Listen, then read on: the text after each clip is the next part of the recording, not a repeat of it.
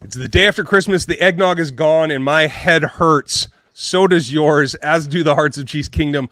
What went wrong, and what are the chances from this point forward that it can get right? How do they go about that? How do we get through the Christmas hangover today? With Matt Derrick from Chiefs Digest. You just saw him yesterday, but we're doing it again. Welcome to Locked On Chiefs. From the land of the free and the home of the Chiefs, this is the Locked On Chiefs podcast. Welcome back, Chiefs Kingdom. It is Locked On Chiefs, part of the Locked On Podcast Network, and that means your team every day for free on every platform, starting here on YouTube, where I would ask you to like this video right now just for my creative intro.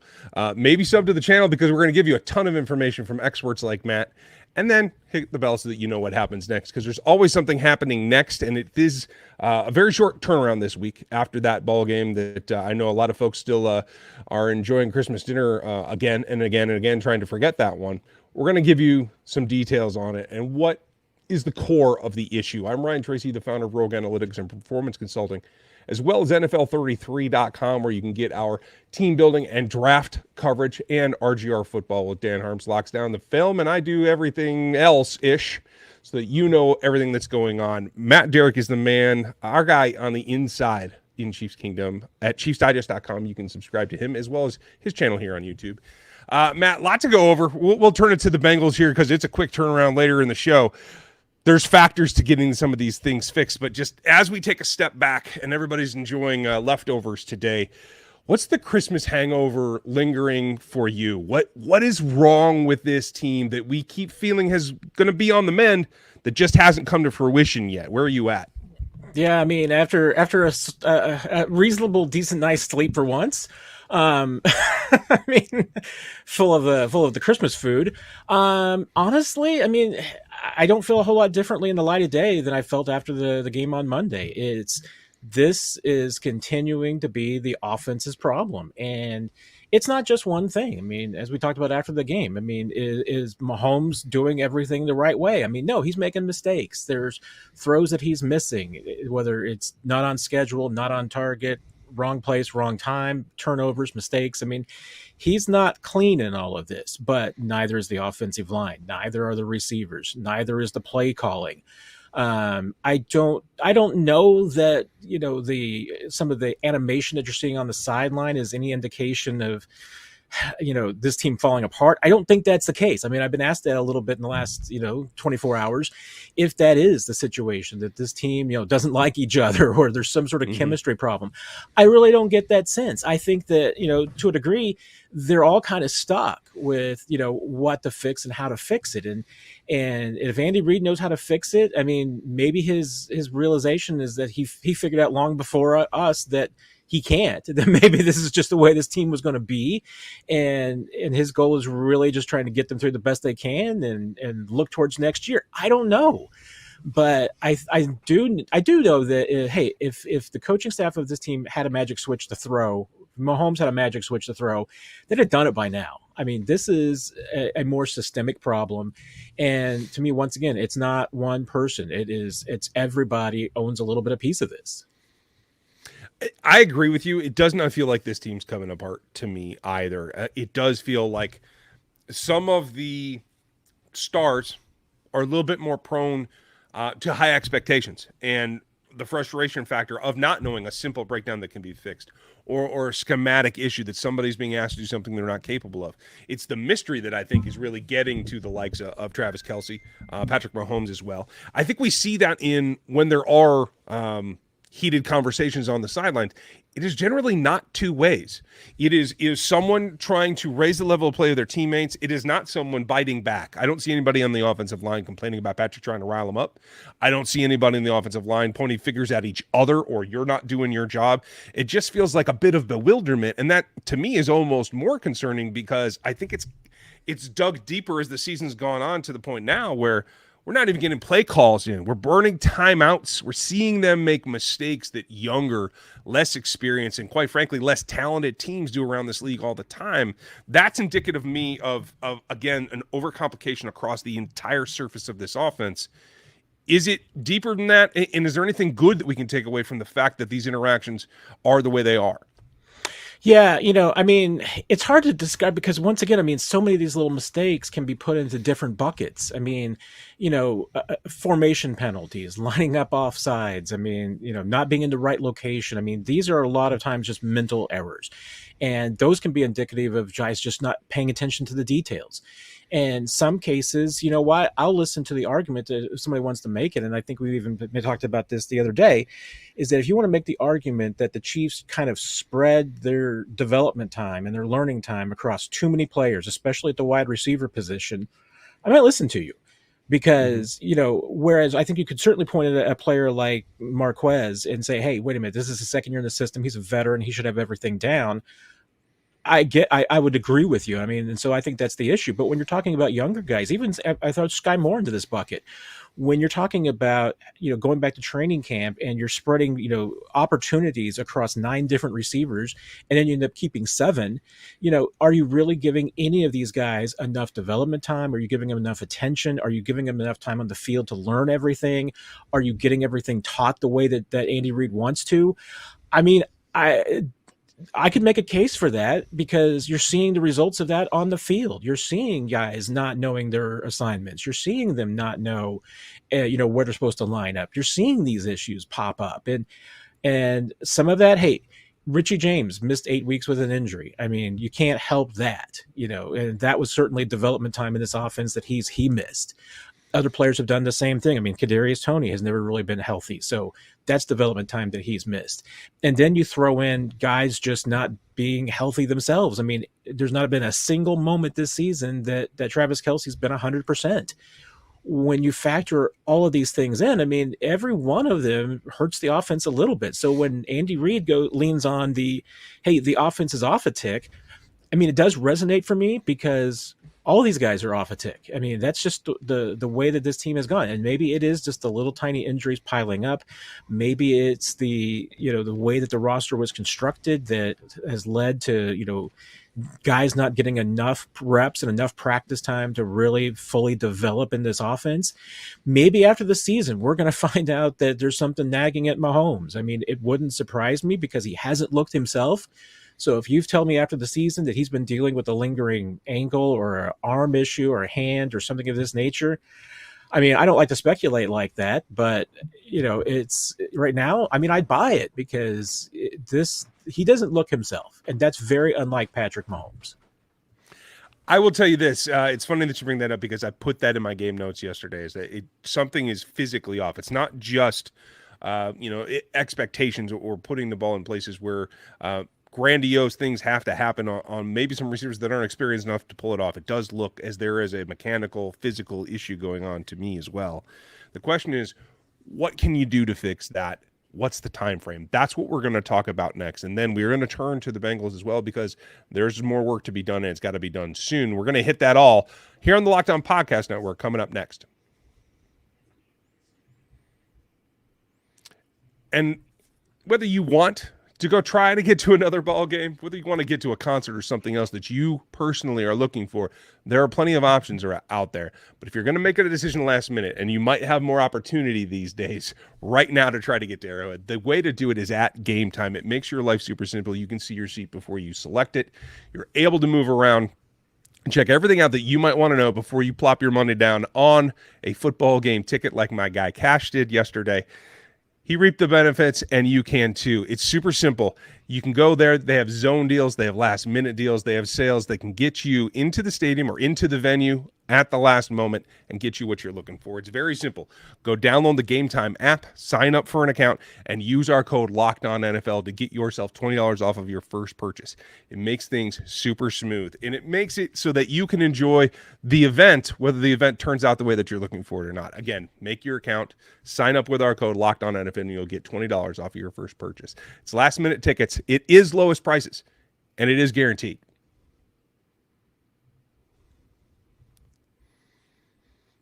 As we bring Matt Derrick in here to be what I think is very important, an old professor of mine at Kansas told me in sports psych, it's an evolving situation. You can never have a standard that you approach every roster with. And we always talk in camp about how every version of a football team is a little bit different than the last year. It's not the same animal.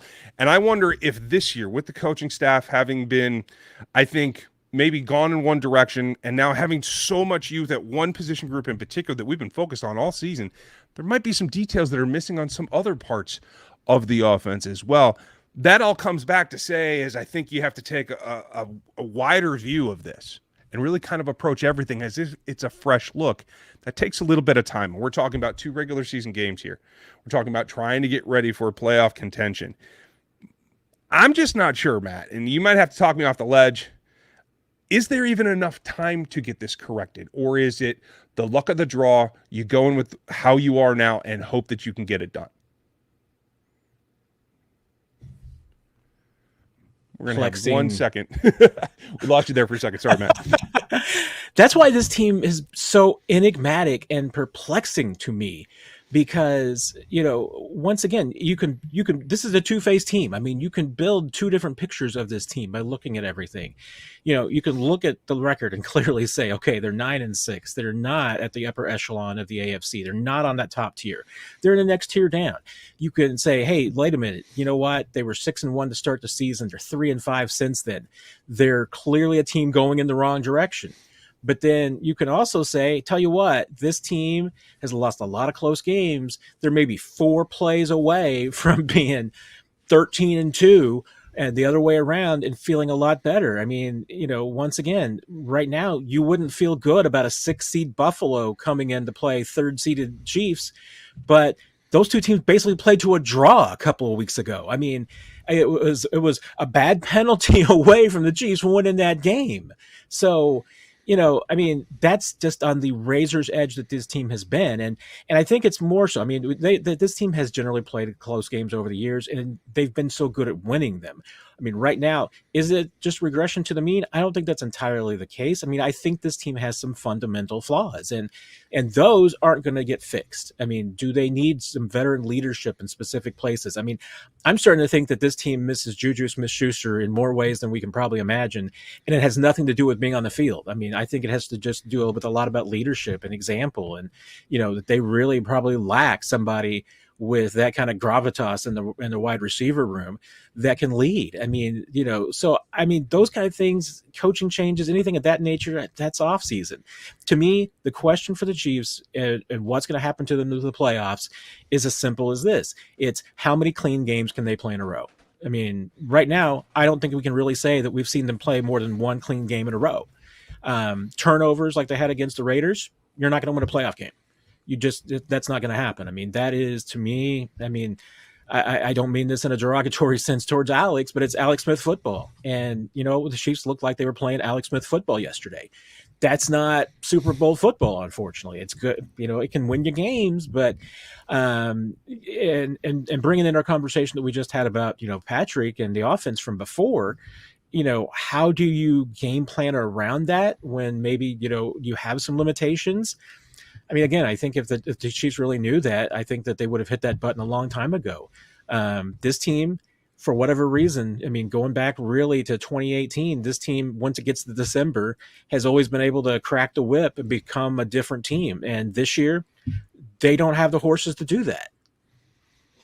I have to agree with you. And that brings me back to what can you do? And I keep coming back to the fact that we've talked all season about how this is about the quarterback. It's about providing him protection. We've seen the tackle struggle. It's about providing him targets that cannot just run to a space or run a route cleanly, but be able to do all the extra things that this offense does run on in making adjustments and making reads. Is it to the point now where we just have to take the pressure off of Patrick Mahomes? Because I do feel like the pressure cooker is starting to boil over for him. He is getting to the point where the frustration is beyond what I think he's being supported to. So how do we take that pressure off of him? Is it very much simply just run basic routes? It doesn't have to be that susceptible. There are zone beaters known to every coach on the way down into junior high that can beat these zones. It's about delivery. It's about timing. It's about making sure that you know what you're doing before, and you're not waiting to make a giant play or that kind of thing.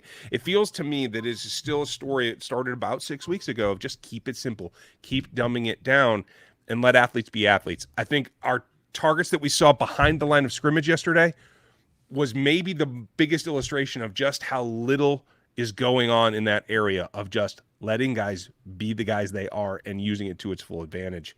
Is that enough to get them wins at this point?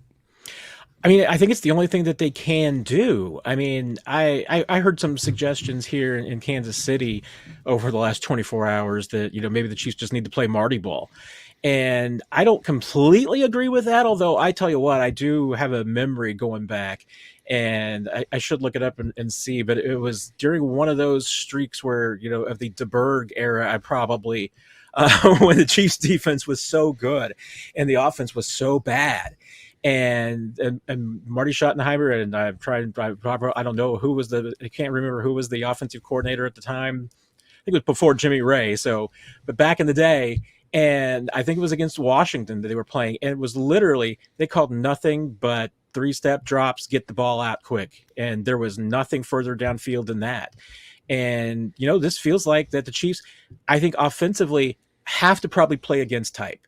They have to do something differently than teams are experiencing against them. And, you're not going to throw a bunch of new plays into the playbook at this point. But like you said, you've got zone beaters. You've got quick hits in the offense. You just probably need to run every single one of them and do that. I mean, once again, behind the line of scrimmage throws like this, things work. I mean, Rashee Rice is an incredible catcher of the ball and runner of the football if you just get him out in spaces on the edge.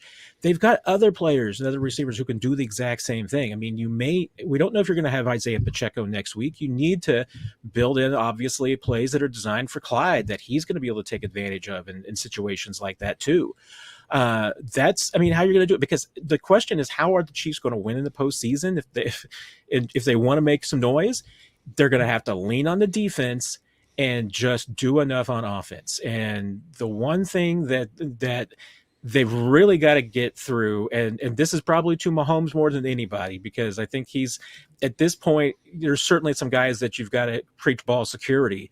But if anything, Mahomes is the one that's got to really recognize that ball is precious and can't do some of the things he's been doing. And I get it, because I think we talked about this again after the game yesterday. Mahomes is so good at making plays, but those are the great memories. But those aren't the butter plays. Those aren't the things that just absolutely, those, when you talk about these 15-yard drives and 74 yards that the Chiefs have been so good at, when the 3-play 75-yard drive's not there, you do it with some very simple throws and very simple plays. And picking apart defenses like that, you're just going to have to do that, and you can't look for the quick fix. And I think that's probably the one thing that more than has gotten into Mahomes' mind than anything, is that it's all on him to do everything, and he's got to get the big hit, and he's got to make the big play. No, this is literally going to have to be game management football for him for, I think, 6 weeks. I agree. And it all comes back to him and him and him. And it is about Mahomes and how this offense can work. I agree with you. I think one of the problems we saw yesterday, rather than, a 8-yard slant or holding on to the ball for a 5.3 second out that you knew was going to be way too late in the play. I think he admitted that post game. It's about recognizing you don't have to make that play. Throwing it away is acceptable. It's frustrating. 3 and outs are far too plentiful as well, but I think it all comes back to him managing himself. We're going to talk about that more coming up tomorrow, but we have to take a look right now at where they are against the Bengals. Another team that is not living up to expectations. Their quarterback is not present currently. Can the Chiefs get it done, and can they take advantage of that? Coming up next. Maybe. And if you want to get in the action, this is the way to do it. It doesn't matter whether the Chiefs are coming off a frustrating loss or they're just humming away. You can get in the action right now at PrizePicks. It is the biggest daily fantasy sports platform in North America, and it's ready for you. It's exciting, and it's easy to play. It is a simple choice of more points or less points than a given line on a given player. You put 2 players to 6 players together in an entry. You can do that in 60 seconds. Will Patrick break 250 yards next week? Will he throw less than 2 touchdowns? That's another one that you can choose. Up, down, that's it. When you can do that, it makes your life a lot simpler, and they'll even give you an injury guarantee. When your players gets hurt in the first half, you're going to have that protection and get rebooted. So that player is only going to be available on PrizePicks for that type of situation. You want to get into it. The withdrawals are easy. The app's great. It makes life simple, and you can get it done super, super quick. It's over at prizepicks.com/LockedOnNFL.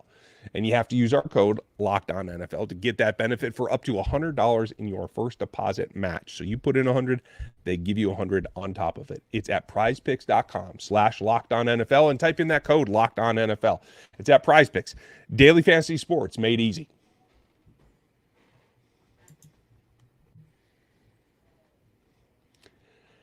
This is where the rubber hits the road, Matt. I thought coming into the season, and you tell me if I was even off then, that this game against the Cincinnati Bengals was what we'd be pointing to for weeks and weeks and weeks.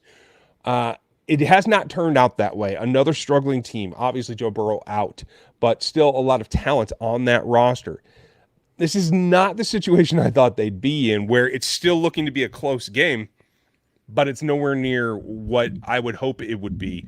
Is this an opportunity, in your opinion, given the defensive history that team has against Patrick Mahomes' offense? Can they even expect to be able to right some of the wrongs here? Is this even a good team for them to face this week when they have to sort themselves out? Yeah, I mean, to me, there's once again a couple of different ways to look at this. I mean, absolutely, you see the Bengals, and it's a team with their back against the wall. They need to win. They're 8-7. I mean, they really can't afford a loss if they want to make the playoffs. But right now, they don't have their all-world quarterback. Jake Browning's been good, but he showed he's got some weaknesses last week against the Steelers. And right now, I mean, with Jamar Chase dinged up and you don't know what he's got, hey, if you could go into this game as the Chiefs and you're thinking to yourself, okay, we can put L'Jarius Sneed on T. Higgins and that's all, and then everybody else can worry about clamping down on the run. I mean, you know, the Steelers didn't even worry about that. Steelers let T. Higgins run free, and all they did was just really worry about taking away the run and focusing on turnovers, and that worked. Now, the Chiefs' defense, that's been one of their weaknesses. I mean, they have not been the most opportunistic defense, but they will stop you in your tracks.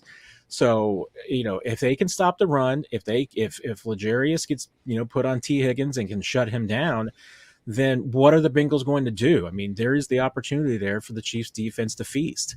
But there's no doubt. I mean, to me, if you're Kansas City, you got to hold the Bengals to under 17 points and hope that your offense can stumble to get the points that they need, because this isn't the Bengals defense of the last few years. They're not as good as they have been. They started to suffer a few defections and losses and everything, and those are making a difference. So there are opportunities to put up points and yards against this team.